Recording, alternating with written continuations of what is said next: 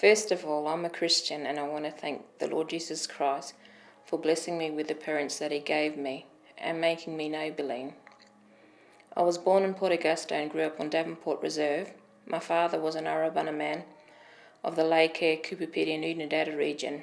My mother is an Adjumata woman of the Northern Flinders Ranges and Gammon Ranges. Her mother, my nana, Mrs. Ruth Mackenzie, is a Lurija woman and is a member of the Stolen Generation. My parents are a pair of the rarest diamonds. What they gave me was priceless. They never read stories from a book. Their stories were from their memories. They freely gave their knowledge. Their giving didn't end when childhood ended. They continued to share their knowledge.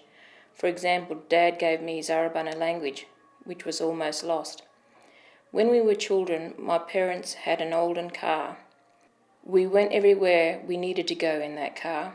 Our family trips were dynamite, filled with adventure and precious memories.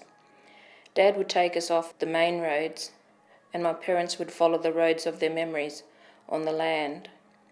We would go to Mum and my upper's country, the Flinders Ranges, Wirialpa, Wirtluna, Villuwarrina, Martins Wells, etc.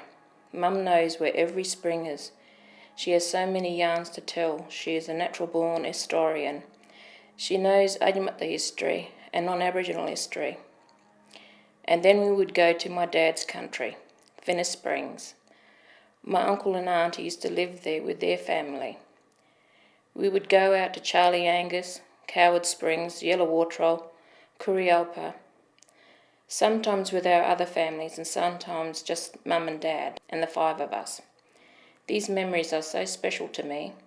I remember waking up in a swag at Finnis at sunrise and the sound of the galahs in Finnis Creek, then getting up and going with my little cousins Jodie and Pony, who knew where to find yalkas, wild onions, and then we would dig them out and eat them.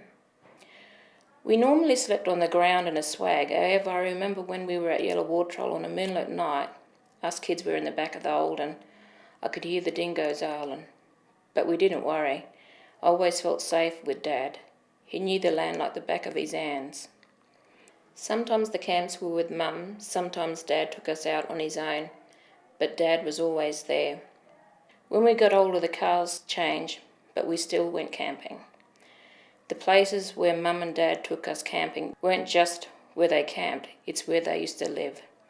To others, it just may look like the bush, but to me and my family, the land is alive with history and precious memories that will always belong to us. My sisters and brother had their own children, so this story is for them. My dad died in September 2001. This was the worst time in my life. People can tell you about death, but nothing will ever prepare you for the loss of someone you love. Mothers love you and hug you. Fathers make you feel safe in the world. They give us the foundations to stand on.